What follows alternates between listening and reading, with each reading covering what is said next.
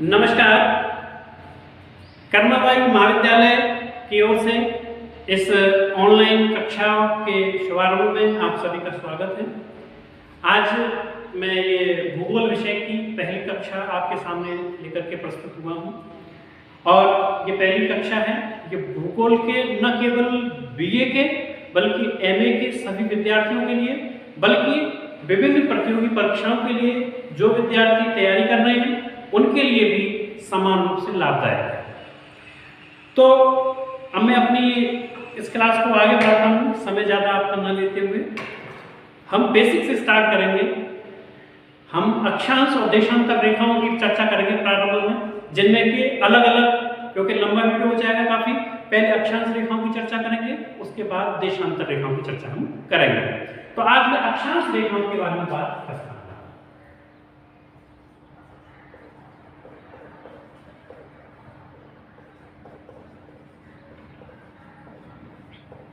क्योंकि कोरोना के कारण ये लॉकडाउन हो गया है, तो इसलिए ऑनलाइन सिस्टम के माध्यम से आप तक अपनी क्लासेस हम पहुंचा रहे हैं।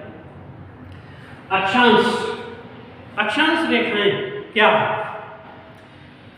अक्षांश रेखाएं एक तरीके से अगर हम वास्तव में देखें ना, तो ये काल्पनिक रेखाएं हैं। इनका कोई वास्तविक अस्तित्व नहीं है। ये केवल अध्ययन की सुविधा की दृष्टि से बनाई जाने वाली कुछ काल्पनिक रेखाएं हैं, जिनके आधार पर हम किसी भी स्थान विशेष को इंडिकेट कर पाते हैं। अब अक्षांश के बारे में पढ़ने से पहले हमको ये पता होना बहुत आवश्यक है कि ग्लोब क्या है। अक्षांश रेखाएं कहां पर बनाते हैं हम? पृथ्वी पर या फिर ग्लोब के ऊपर। ये ग्लोब क्या है? देखिए मेरे पास ये ग्लोब है। इस ग्लोब को आप अच्छी तरह देख रहे होंगे। ये ग्लोब है। ये क्या है? इसको शब्दों में ग्लोब को कैसे परिभाषित करेंगे कि ग्लोब क्या होता है? इसी ग्लोब के ऊपर हम अक्षांश देशांतर रेखाओं के माध्यम से किसी स्थान विशेष को प्रकट करते हैं। अब देखिए, ये एक तरीके से जैसे हमारा फोटो होता है, कैमरा वाला फोटो खींचता है और वो फोटो हम देखते हैं, तो ये एक तरीके से पृथ्वी का फोटो है, पृथ्वी का नमूना है, पृथ्वी का मॉडल है। इसको अलग अलग रूप से हम जानते हैं। अब ग्लोब की आवश्यकता क्यों पड़ती है? क्योंकि देखिए ये आकार में छोटा है, इसको आप कहीं भी ले जा सकते हैं, है ना, और आकार में छोटा है। इसके साथ साथ इसकी जो विभिन्न जो महाद्वीप और महासागरों का जो अनुपात है वो सही अनुपात है, और जो धरातल पर है, जो वास्तविक पृथ्वी पर जो अनुपात है, उसी अनुपात में इस पर भी महासागरों और महाद्वीपों को दर्शाया गया है। यह एक मॉडल है हमारी इस पृथ्वी का, क्योंकि अध्ययन की दृष्टि से इस कमरे में थोड़ी हम पृथ्वी को ला सकते हैं, हम पृथ्वी के छोटे रूप को तो ला सकते हैं। तो ग्लोब क्या है? पृथ्वी का छोटा रूप है, उसका मॉडल है, उसका नमूना है। और आप जैसे फोटो खिंचवाते हैं अपना, ये फोटो है पृथ्वी का, ठीक है। तो इसके आधार पर हम पृथ्वी के विभिन्न तथ्यों का विभिन्न आधारों पर अध्ययन आसानी से कर सकते हैं। तो ग्लोब क्या है? एक पृथ्वी का मॉडल है। अब जिस प्रकार से ग्लोब के ऊपर हम देखते हैं कि विभिन्न महाद्वीप, महासागर, देश तमाम दिखाई देते हैं, ऐसे मानचित्र पर भी दिखाई देते हैं। तो मानचित्र में और ग्लोब में क्या अंतर है? देखिए मानचित्र की बात कर लेते हैं। मानचित्र में भी भारत का नक्शा है, ग्लोब पर भी भारत का नक्शा है। तो अंतर क्या है दोनों में? इन दोनों में अंतर यह है कि मानचित्र समतल सतह पर,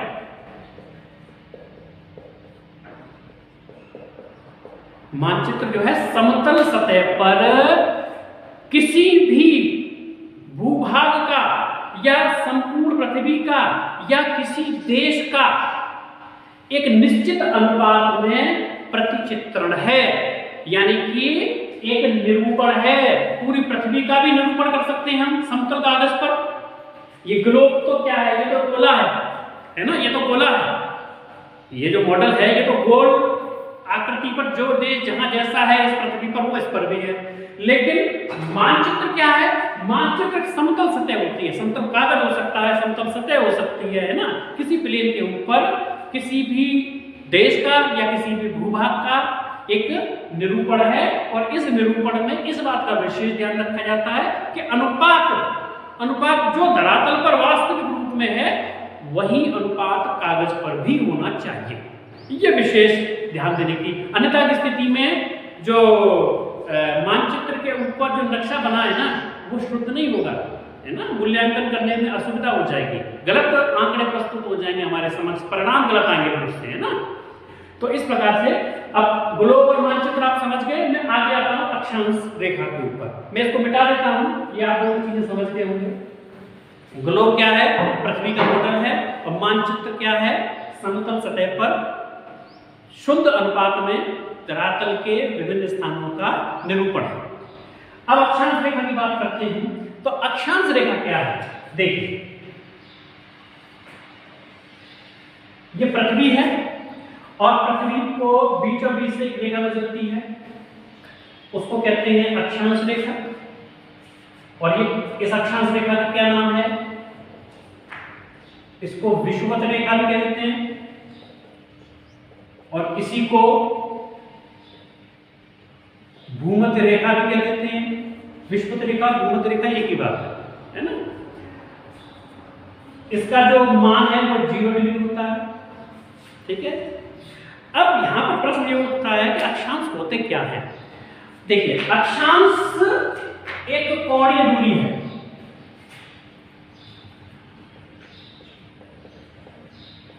एक कोणीय दूरी है। अक्षांश कोई कोण नहीं है, दूरी है, ध्यान रखेंगे। इसको डिग्री में जरूर हम डिनोट करते हैं, लेकिन ये दूरी होती है, डिस्टेंस होती है अक्षांश। देखिए, अब ये मान के चलिए पृथ्वी का केंद्र है, ये पृथ्वी का केंद्र है, और इस केंद्र से सतह के ऊपर, ये सतह है यहां पर पृथ्वी की, ये पृथ्वी का केंद्र है, और ये भूमध्य रेखा है, विषुवत रेखा है। विषुवत रेखा, सतह और केंद्र, इन तीनों का इंपॉर्टेंस है अक्षांश रेखा को समझने के लिए। देखिए कैसे, केंद्र से किसी भी स्थान पर, मान लीजिए यहां पर कोई स्थान है ये, और इस स्थान पर केंद्र पर कोई कोण बनता है। मान लीजिएगा ये 45 डिग्री का कोण बनता है, तो इस भूमध्य रेखा से लेकर के इस स्थान के मध्य की जो दूरी है, ये दूरी क्या है? ये दूरी कौन सी है? ये है कोणीय दूरी। ये दूरी कौन सी है? कोणीय दूरी, ठीक है। तो अब ये 45 बताया मैंने, ये 1 डिग्री भी हो सकता है, 2 डिग्री भी हो सकता है, यानी 1 2 3 4 5 10 डिग्री, 20 डिग्री, 30 40 45, है ना, 90 डिग्री तक। ये यहां तक 90 डिग्री है, तो यहां तक 90 डिग्री तक हो सकता है, ठीक है। तो ये वास्तव में अक्षांश क्या है? अक्षांश है कोणीय दूरी। भूमध्य रेखा के आधार पर पृथ्वी की किसी भी सतह वाले स्थान पर, पृथ्वी के किसी भी सतह वाले स्थान पर केंद्र पर बनने वाला कोण, केंद्र पर बनने वाला कोण अक्षांश है, और ये वास्तव में कोणीय दूरी होती है, ठीक है। आप 1 डिग्री 2 डिग्री 3 डिग्री 4 डिग्री जो देखते हैं ना, वो एक्चुअली क्या है? वो दूरी है, वो कोणीय दूरी है। यहां कोई कंफ्यूजन तो नहीं हो रहा होगा आपको? अगर इसको हम एक सिंपल से भाषा में अगर अपन डिनोट करें इसको, देखिए,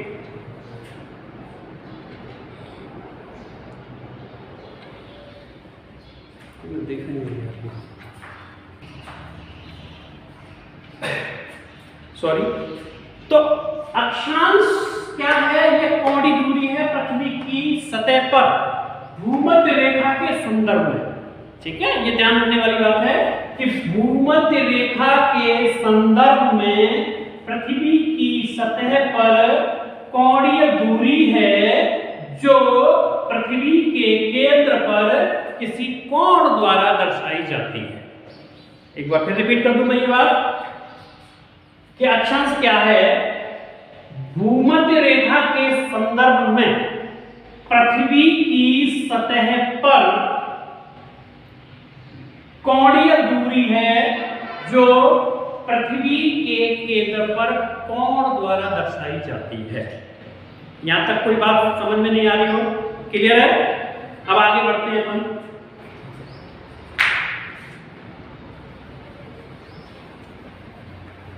अक्षांश रेखा क्या है? कोणीय दूरी है। ठीक है। अब अक्षांश रेखाओं की संख्या कितनी होती है?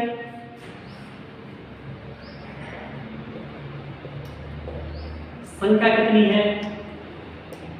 कोण कितने हैं?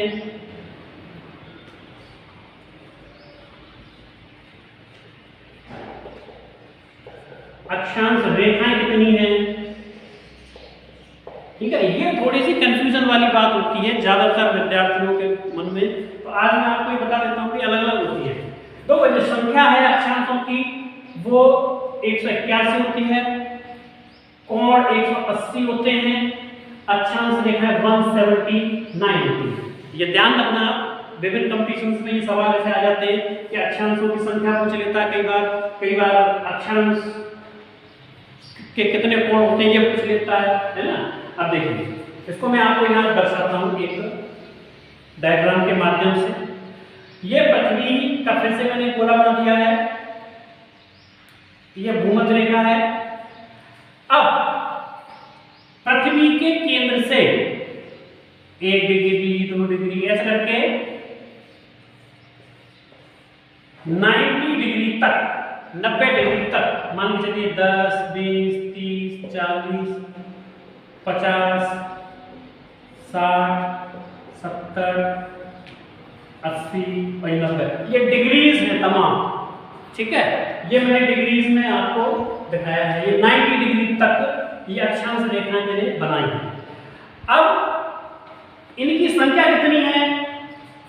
तो 1 2 3 4 5 6 करके 90 तो ये हो गई ऊपर, यानी कि 90 नॉर्थ में और 90 साउथ में, और एक 0 डिग्री भी तो है बीच में, ये एक 0 डिग्री भी है।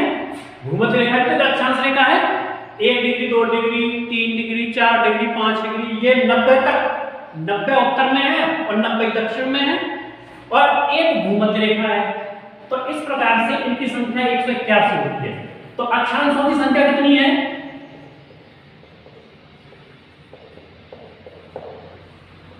अक्षांशों की संख्या कितनी है? 181। और कोण कितने हैं? 90 डिग्री उत्तर में है, 90 डिग्री दक्षिण में है। अब आप सोच रहे होंगे कि 0 डिग्री भी तो कोण है। अब आप मुझे एक बात बताइए, मैं आपको रुपए देता हूँ, 10 रुपए देता हूँ या 20 रुपए देता हूँ, तो वो रुपए दे रहा हूँ, और मैं आपको 0 रुपए देता हूँ तो मैं कोई रुपया दे रहा हूँ क्या आपको? रुपया है क्या वो? 0 रुपया कोई रुपया होता है क्या? कोई वस्तु है, 3 वस्तु 4 वस्तु या 5 वस्तु, मैं आपको 0 वस्तु देता हूँ, कुछ नहीं देता हूँ, तो मैं आपको कुछ दे रहा हूँ क्या? तो 0 डिग्री देशांतर, 0 डिग्री तो कोई कोण ही नहीं है, 0 तो 0 है। तो इसलिए अक्षांशों की संख्या में 0 डिग्री को शामिल हम नहीं करते। ठीक है, लेकिन कोण की बात करें हम, तो कोण की बात करें तो हाँ, कोण की बात हम कर रहे थे तो 180 ही कोण होंगे, क्योंकि 90 ऊपर हैं और 90 ही नीचे हैं। 0 को हम कोण मानेंगे नहीं, 0 तो 0 एक सिंपल लाइन होती है 0 डिग्री तो। ठीक है, लेकिन अक्षांश रेखाओं की हम क्या बात करें, अक्षांश रेखाओं की यदि हम बात करें यहां, तो देखिए उत्तरी ध्रुव जो है वो एक बिंदु के रूप में होता है, एक बिंदु के रूप में होता है। ऐसे ही दक्षिणी ध्रुव भी 90 डिग्री साउथ और ये 90 डिग्री नॉर्थ, तो 90 डिग्री साउथ भी क्या है? एक बिंदु है। और हम बात कर रहे हैं रेखाओं की बात कर रहे हैं, तो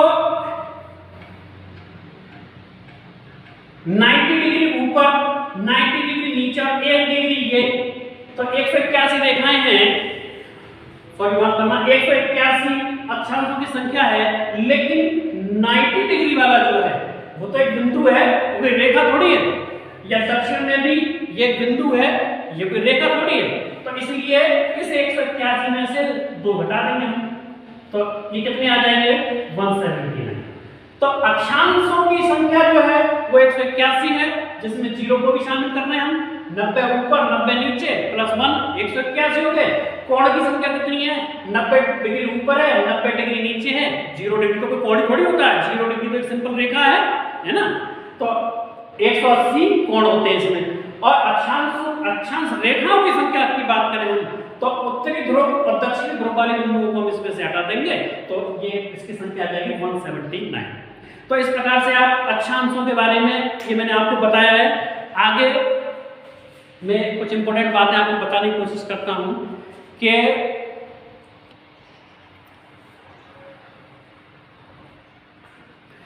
जो उत्तरी ध्रुव और दक्षिणी ध्रुव वाले जो बिंदु हैं, उत्तरी ध्रुव और दक्षिणी ध्रुव वाले जो बिंदु हैं, इनको अगर किसी मानचित्र पर देखेंगे हम, ठीक है, तो वो सवाल 2 तरीके का आता है कि किसी ग्लोब के ऊपर अक्षांश रेखाओं की संख्या कितनी है, तो 179 है। लेकिन अगर किसी मानचित्र में पूछ ले वो कि मानचित्र पर अक्षांश रेखाओं की संख्या कितनी है, तो ये जो उत्तरी ध्रुव वाला जो बिंदु है, ये पॉइंट जो है मानचित्र पर खुल करके ऐसे हो जाएगा, यानी 90 डिग्री की रेखा बन जाएगा।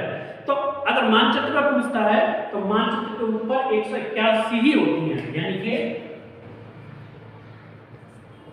मानचित्र पर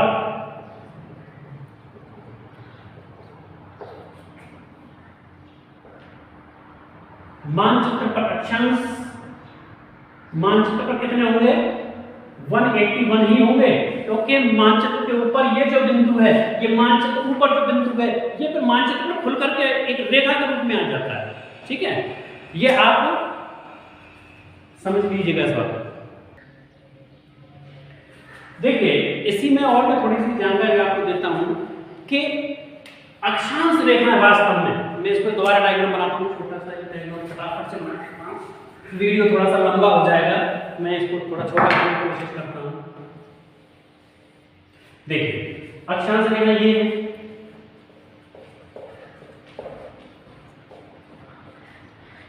ये 0 डिग्री भूमध्य रेखा है। तो ये अक्षांश रेखा क्या है, उत्तरी ध्रुव और दक्षिणी ध्रुव के मध्य होती है, ये ध्यान रखेंगे। अक्षांश रेखा उत्तरी ध्रुव और दक्षिणी ध्रुव के मध्य होती हैं। दूसरी बात, ये पश्चिम से पूर्व की ओर खींची जाती है, यानी क्षैतिज रूप से रहती है, यानी कि क्षैतिज रूप से रहती हैं और ये पश्चिम से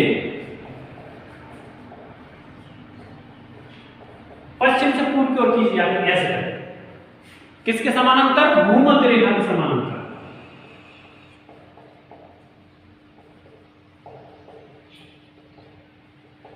देखिए मैं इसको ग्लोब के माध्यम से दिखाता हूं आपको। इस ग्लोब पर यह भूमध्य रेखा है, यह भूमध्य रेखा है, और इसी भूमध्य रेखा के समानांतर 1 डिग्री 2 डिग्री 3 डिग्री 4 डिग्री 10 15 20 और ये 23.5 डिग्री, इसी भूमध्य रेखा के समानांतर खींची जाती है पश्चिम से पूर्व की ओर, इस प्रकार से। ठीक है, भूमध्य रेखा के साथ पश्चिम से पूर्व की ओर खींची जाती हैं और ये उत्तरी ध्रुव से दक्षिणी ध्रुव के मध्य होती हैं, यानी उत्तरी ध्रुव और दक्षिणी ध्रुव के बीच में होती हैं और भूमध्य रेखा के उत्तर दक्षिण में क्षैतिज रूप से खींची जाती है पश्चिम से पूर्व की ओर। इसके अलावा ये रेखाएं काल्पनिक होती हैं, ये वास्तविक रेखाएं नहीं होती हैं। अगर धरती पर किसी के खेत में आप ये खींचते हुए चले गए वास्तविक रूप से, तो कोई ये समझेगा कि मेरे खेत की जमीन को हड़पने आए हैं, भगा देगा फिर, है ना। तो ये ध्यान रखना है कि ये काल्पनिक होती है। ठीक है, तो ये अक्षांश रेखाओं के बारे में अपन बात कर रहे थे। अच्छा, एक चीज और इसमें आप जानिए कि सबसे लंबी अक्षांश रेखा कौन सी होती है। सबसे लंबी अक्षांश रेखा, है ना, तो सबसे लंबी अक्षांश रेखा कौन सी है, वो होती है 0 डिग्री भूमध्य रेखा जो होती है ना, ये भूमध्य रेखा जो होती है सबसे लंबी होती है, क्योंकि पृथ्वी का जो आकार है मध्य में सबसे ज्यादा एरिया कवर करता है ना। यानी कि ये जो वृत्त है भूमध्य रेखा वाला अक्षांश वृत्त, विषुवत रेखी अक्षांश वृत्त ये सबसे बड़ा होता है, फिर धीरे धीरे छोटे होते चले जाएंगे। अब मान लो इसके ऊपर मैं छल्ले पहना ऊपर से ग्लोब के ऊपर, तो यहाँ छोटा छल्ला आएगा, यहाँ बड़ा छल्ला आएगा, और बड़ा छल्ला आएगा, यहाँ तक जो छल्ला आएगा वो सबसे बड़ा छल्ला होगा, है ना। तो ये जो परिधि है यहाँ पर पृथ्वी की सबसे ज्यादा है, इसलिए ये जो विषुवत रेखा है या भूमध्य रेखा है, ये अक्षांश रेखा सबसे लंबी होती है। और जैसे ही उत्तर की ओर या दक्षिण की ओर हम जाते जाते हैं, ये अक्षांश रेखाएं छोटी होती चली जाती हैं। और ध्रुव पर ये बिंदु के रूप में होती है, दोनों ध्रुव पर, उत्तरी दक्षिणी ध्रुव पर, ठीक है। अच्छा, अब ये हमने अक्षांशों की बात की, अब थोड़ा सा हम अक्ष की बात करते हैं, पृथ्वी के अक्ष की बात करते हैं।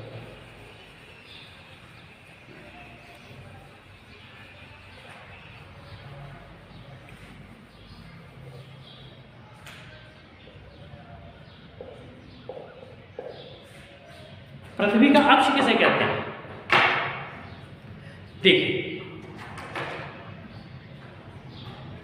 ये पृथ्वी का मॉडल है, ग्लोब है, और एक धुरी ये है और एक धुरी ये है। ये वास्तव में पृथ्वी में कोई ऐसी धुरी है नहीं, ये तो स्वतंत्र गोला है जो आकाश में, अंतरिक्ष में घूम रहा है स्वतंत्र रूप से, है ना। लेकिन हम इसको साधने के लिए, इसको कैसे हम रोकेंगे, जो गोले को कैसे हम हवा में लटकाएंगे, तो हमने ये सहारा देने के लिए एक स्टैंड बनाया है। अच्छा, जिस कीली पर या जिस बिंदु पर ये घूम रही है दोनों तरफ से, और जिस काल्पनिक रेखा के चारों ओर ये गोला घूम रहा है, ये इस प्रकार से ये घूम रहा है, ये जो काल्पनिक लाइन है जो बीच में से गुजर रही है, इसको कहते हैं पृथ्वी का अक्ष। पृथ्वी का अक्ष क्या है? ये काल्पनिक रेखा है जो उत्तरी ध्रुव से दक्षिणी ध्रुव को मिलाती है, सीध, बिल्कुल सीध में, उत्तरी ध्रुव से दक्षिणी ध्रुव की सीध में जो मिलाती है, जो काल्पनिक रेखा है, वो कहलाती है पृथ्वी का अक्ष। और इसी अक्ष के परितः पृथ्वी पश्चिम से पूर्व दिशा में घूमती है, ठीक है। पश्चिम से, पृथ्वी ऐसे नहीं घूमती, पृथ्वी ऐसे घूमती है पश्चिम से पूर्व दिशा में, ठीक है, याद रखेंगे। पश्चिम से पूर्व दिशा में पृथ्वी घूमती है और अपने अक्ष के चारों ओर अपनी धुरी पर घूमती है।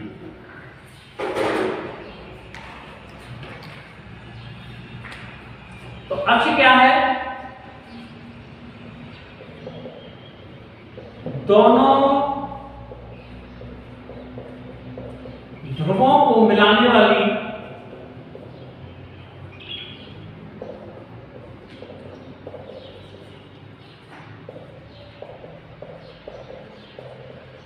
काल्पनिक रेखा है। इंपॉर्टेंट बात है ये,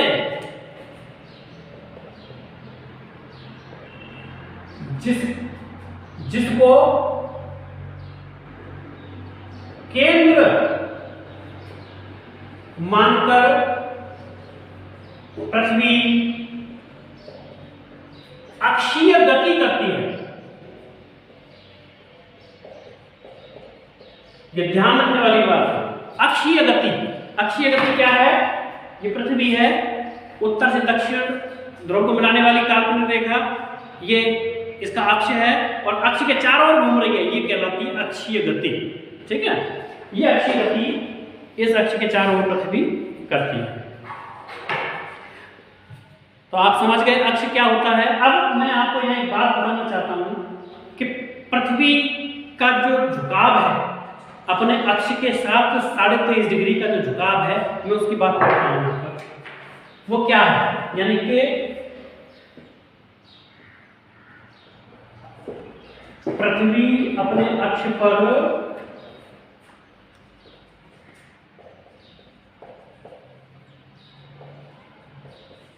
23.5 डिग्री झुकी हुई है। इसका क्या मतलब है? इसका मतलब यह है कि यह पृथ्वी है। अगर हम मान के चले कि पृथ्वी झुकी हुई नहीं होती, सीधी होती, तो पृथ्वी का अक्ष कौन सा होता है? ये नॉर्थ ये है, साउथ ये है। पृथ्वी सीधी होती, मान लीजिएगा ये पृथ्वी है, ये पृथ्वी झुकी हुई है ऐसे करके, और अगर ये झुकी हुई नहीं होती तो ये सीधी ऐसे होती है ना, सीधी ऐसे होती है, इस प्रकार से ये होती है, ऐसे घूमती अपने अक्ष पर, उसका अक्ष सीधा होता, पृथ्वी के केंद्र से गुजरता सीधा। लेकिन वास्तव में पृथ्वी है कैसी? वास्तव में पृथ्वी ऐसी है,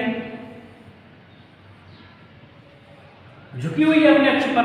ऐसी तो है नहीं पृथ्वी, झुकी हुई है। अगर झुकी हुई नहीं होती तो वास्तव में पृथ्वी का अक्ष क्या होता है? ये होता, ये वाली लाइन ये होती है ना। तो ये जो कोण बनता है ये वाला, ये कोण है 23.5 डिग्री का, ठीक है।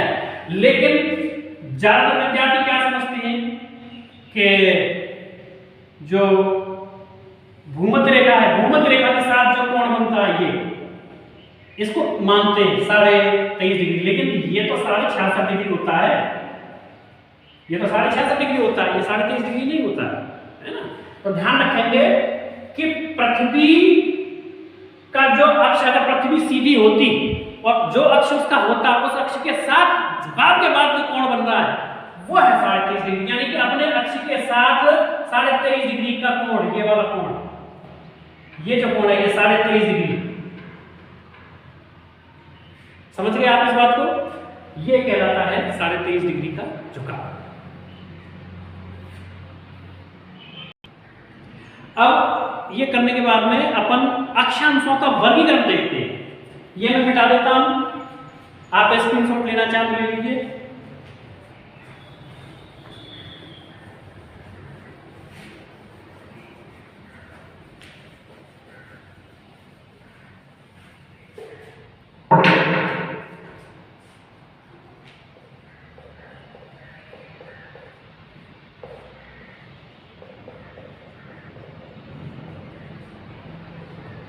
अक्षांशों का वर्गीकरण।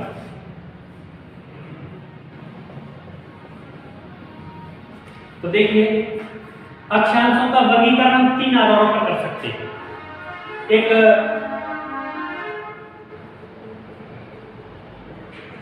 उच्च अक्षांश,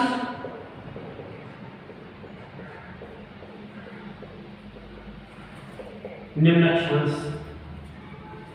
एक वर्गीकरण ये है उच्च अक्षांश और निम्न अक्षांश। एक वर्गीकरण ये है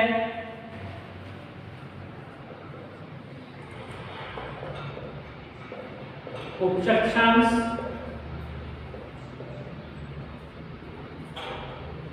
मध्य अक्षांश,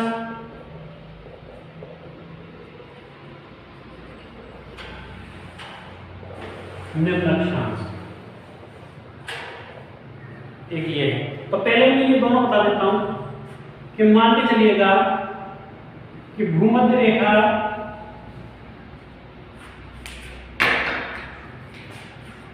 भूमध्य रेखा 0 डिग्री अक्षांश है, ठीक है। अब 0 डिग्री से उत्तर की ओर जो अक्षांश है कितने हैं? 90। उत्तर की ओर कितने हैं? 90, है ना। अब इन 90 को हम दो भागों में बांट दें, उच्च और निम्न। तो हमने साहब यहाँ पर बीच की एक लाइन, बीच का एक अक्षांश माना 45 डिग्री। तो 45 डिग्री से ये जो है 90 तक, ये तो है उच्च अक्षांश और ये है निम्न अक्षांश, ठीक है। 45 के इंटरवल में दो भाग कर लिए। ऐसे ही यहाँ पर दक्षिण में भी, सॉरी, ये निम्न है और ये उच्च है। तो उच्च अक्षांश निम्न अक्षांश दोनों ही गोलार्धों में है, ठीक है। गोलार्ध का मतलब तो जानते हो आप, हेमिस्फीयर, कि पृथ्वी को भूमध्य रेखा से दो बराबर भागों में बांट दिया जाए तो अर्धगोले बन जाएंगे दो। मान के चलिएगा कि पृथ्वी है और इस पृथ्वी को मैं यहां से काटूं भूमध्य रेखा से, तो ये दो गोले बन जाएंगे। यानी कि ये पृथ्वी को बीच में से मैंने काटा भूमध्य रेखा से, तो ये दो गोले बन गए, आधा गोला ये और आधा गोला ये, है ना। इनको कहते हैं गोलार्ध। तो दोनों ही गोलार्ध में उत्तर में भी उच्च अक्षांश होंगे, निम्न अक्षांश होंगे, और दक्षिण में भी उच्च अक्षांश होंगे और निम्न अक्षांश होंगे। अब इसी तरह के तरीके से इसकी बात कर लेते हैं। अब ये 90 अक्षांश से 90 को दो भागों में बांटा, 45। अब यहाँ पर 3 भागों में बांट लेंगे क्योंकि ये 3 बार डिवीजन हो रहा है। तो देखिए 3 बार बांटेंगे तो 30 के इंटरवल में बांट देंगे। 30 डिग्री, 60 डिग्री और 90 डिग्री। ये नॉर्थ है, ये 0 डिग्री है। डिग्री का निशान बना देंगे, ये ठीक है। डिग्री का निशान बनाना बहुत जरूरी है। जल्दी जल्दी में कई बार हम बना देते हैं, ऐसे कर देते हैं, ये गलत है। डिग्री को हमेशा ऐसे बनाएंगे। वीडियो ज्यादा लंबा ना हो इसलिए मैं जल्दी जल्दी चीजों को लिख देता हूं, लेकिन ये चीजों की सावधानी रखने की आवश्यकता है। तो देखिए, ये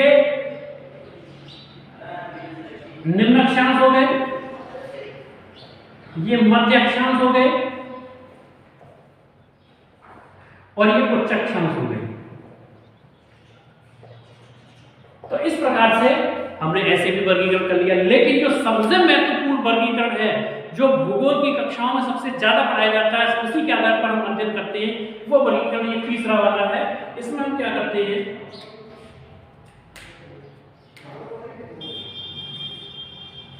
हम इस प्रकार से डिवीजन इसमें करते हैं। ये भूमध्य रेखा है, 0 डिग्री है, उत्तर में 23.5 डिग्री,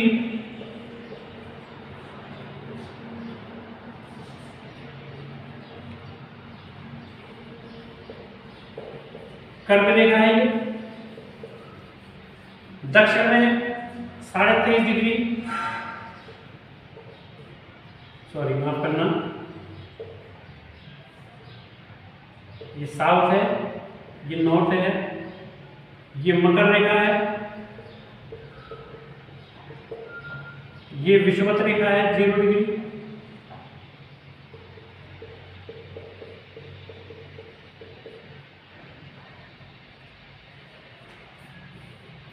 साढ़े 66 डिग्री, 66.5 डिग्री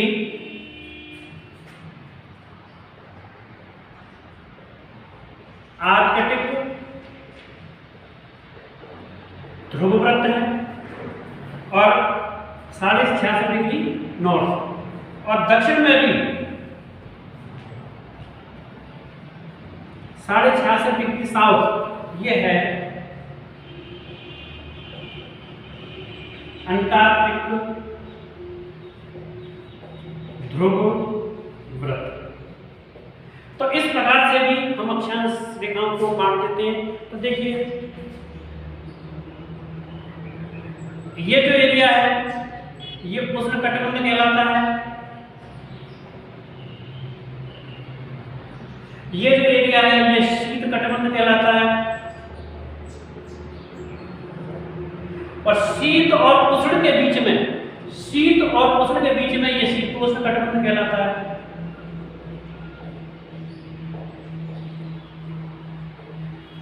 ये शीतोष्ण कटिबंध और शीत कटिबंध दक्षिणी गोलार्ध में भी है, यानी कि ये शीतोष्ण कटिबंध है और ये शीत कटिबंध है।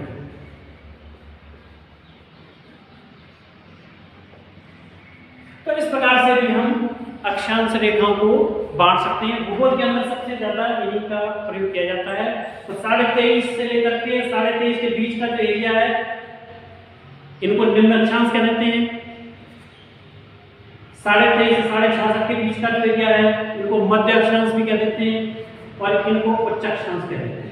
90 डिग्री तक, 90 डिग्री तक का जो एरिया है, 90 डिग्री नॉर्थ तक का जो एरिया है, इनको उच्च अक्षांश भी कह देते हैं।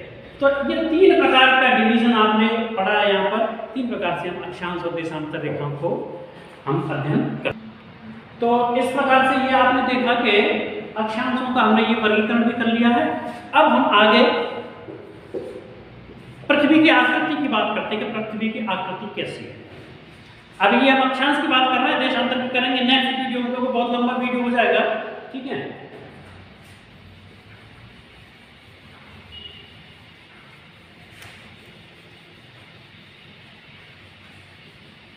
हम पृथ्वी की आकृति की बात करते हैं। पृथ्वी की आकृति, पृथ्वी की आकृति कैसी है? वलयाकार है, गोल है, कैसी है? आपने एक वर्ड सुना होगा जियोड। पृथ्वी की आकृति कैसी है? जियोड। GEOID। जियोड का अर्थ है पृथ्व्याकार। यानी पृथ्वी के आकार की, अपने आकार की पृथ्वी के आकार का कोई नहीं है ना, तो जियोड है पृथ्वी की आकृति। अब जियोड क्या है तो देखिए,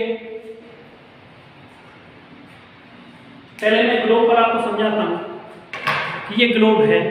इस ग्लोब पर ये नीला नीला जो भाग देख रहे हैं आप, ये नीला नीला जो भाग देख रहे हैं आप, कि नीला जो भाग है ये है जल, महासागर, और ये कलरफुल जो भाग है ये है स्थल यानी महाद्वीप, महासागर और महाद्वीप। तो महाद्वीप जो है वो ऊंचे उठे हुए भाग हैं और महासागर गहरे भाग हैं, है ना।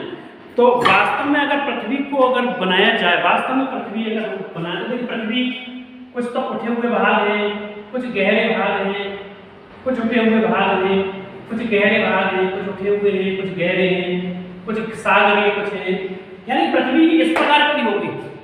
वास्तव में पृथ्वी जो हम ऐसे बना देते हैं ना, ऐसे करके ये कर देते हैं अपन, ये नहीं है पृथ्वी का वास्तविक स्वरूप। वास्तविक स्वरूप तो ये है, कुछ गहरे भाग हैं, कुछ उठे हुए भाग हैं। ये पानी भरा हुआ है गहरे भागों में, ये पानी वाले भाग हैं, ये पानी वाले भाग हैं, इस प्रकार से ये पानी है इन भागों में। वास्तव में पृथ्वी ऐसी नहीं है ना, पृथ्वी ऐसी है, इस प्रकार की नहीं है जैसा हम ये ग्लोब पर ठोस दिखती है, इस तरीके की नहीं। गहरे भाग हैं, उठे हुए भाग हैं, है ना। तो जियोड तो पृथ्वी आकार है, ये इसका मतलब क्या है, जियोड किसे कहते हैं, तो मैं इस डायग्राम के माध्यम से आपको बताऊंगा कि कुछ भाग जो गहरे हैं,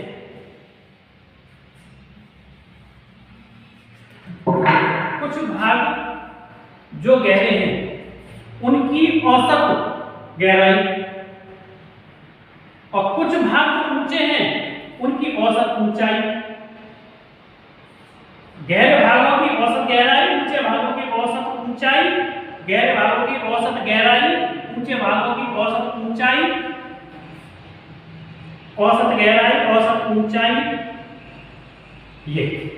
तो इस प्रकार से ये हम औसत निकाल लेते हैं, ऊंचाई वाले भाग का भी और गहराई वाले भाग का भी। तो ये जो निकल करके आई आकृति, ये कहलाती है जियोड, इसको कहते हैं जियोड, पृथ्वी आकार आकृति ये है, ठीक है। तो पृथ्वी का आकार क्या है, ये जियोड है। आप समझ गए होंगे इस बात को, है ना। अब ये चीज ध्यान रखेंगे कि ये जो एक रिंग बना है ये काल्पनिक है, वास्तविक नहीं है, ठीक है। ये गहरे भाग और ये ऊंचे उठे हुए भाग, इनका औसत, उठे हुए भाग का औसत और गहरे भागों का औसत, इन सबको मिलाने वाली ये काल्पनिक रेखा गुजर रही है, औसत को मिलाने वाली काल्पनिक रेखा, जो कि गोल आकृति में अंतिम प्रारंभिक बिंदु से अंतिम बिंदु आकर के मिलता है। तो आप समझ गए होंगे जियोड क्या है ना। अब कुछ फलों के आधार पर भी मैं आपको ये बताने का प्रयास करता हूँ कि अक्षांश रेखा क्या है। अक्षांश मतलब क्षैतिज रूप से आप, जैसे नींबू है, नींबू को आप काटते हैं, बीच में से काटते हैं, ऊपर से नीचे काटते हैं क्या, एक खरबूजे को काटते हो आप, खरबूजे में फांक होती है, देखिए इस प्रकार से, ये खरबूज है तो खरबूज में इस प्रकार से फांक होती है ना। तो आप खरबूजों को ऐसे काटते हो लंबा लंबा ऊपर से नीचे, तो ये देशांतर है। और नींबू जो होता है, नींबू को बीच में से काटते हैं, तो बीच में से जो काटते हैं वो अक्षांश है, अक्षांश, ठीक है। तो समझ गए होंगे आप नींबू और खरबूजे के उदाहरण से कि खरबूजा ऊपर से नीचे तक जो आकृतियां आती हैं वो देशांतर हैं, और नींबू जो है वो बीच में से काटा जाता है, ठीक है। तो इस प्रकार से आप अक्षांश देशांतर रेखा को समझ गए होंगे। तो ये आप समझ गए। अब मैं थोड़ा सा आपको अक्षांश के जो मेजरमेंट के जो डिग्री, मिनट, सेकंड है उनके बारे में और बताता हूँ। कई बार बच्चे कंफ्यूज होते हैं कि 1 डिग्री में 60 मिनट होती है, 60 मिनट में 60 सेकंड होती है, तो क्या ये घड़ी वाले मिनट सेकंड नहीं क्या? नहीं, ये वो वाले नहीं है। ये कंफ्यूज होते हैं बच्चे बहुत ज़्यादा, ये वो नहीं है। ये 60 मिनट 60 सेकंड ये दूरियां हैं। 1 मिनट 1 सेकंड ये दूरी है, डिस्टेंस है। 1 मिनट की कितनी दूरी है, 1 सेकंड की कितनी दूरी है, 1 डिग्री की कितनी दूरी है। जैसे मैंने यहाँ बताया था आपको, ये इस प्रकार से ये दूरी है, तो 1 डिग्री है मान लो यहाँ तक। 1 डिग्री को 60 भागों बांटेंगे, 60 लाइन आएंगी, फिर 1 मिनट की होगी 1 लाइन इसमें। से 1 मिनट की लाइन को भी फिर 60 भागों बारी बारी में काट देंगे, है ना, तो वो 1 सेकंड की हो जाएगी लाइन। तो वो जो दूरी है, ये दूरियां हैं वास्तव में, ठीक है। इनके बारे में थोड़ा सा मैं ब्रीफ कर देता हूँ आपको, लंबा वीडियो हो रहा है ज्यादा, जल्दी जल्दी से मैं आपको समझा देता हूँ। देखिए 1 डिग्री बराबर होता है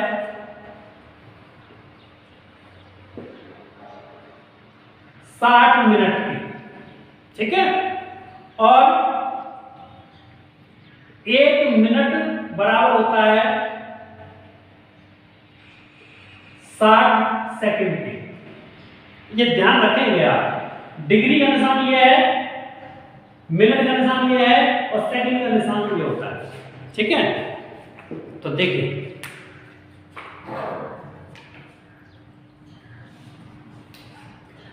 काफी लंबा वीडियो हो जाएगा। अब मैं देशांतर पढ़ाना चाहता था आपको, अब मैं देशांतर के लिए आपको नेक्स्ट वीडियो में आपको पढ़ाऊंगा मैं। और ये मैंने आपको बता दिए हैं। देखिए थोड़ा सा शॉर्ट में बता देता हूँ। डिग्री का निशान ये है, मिनट का निशान ये है, और सेकंड के लिए 2 निशान हो जाते हैं।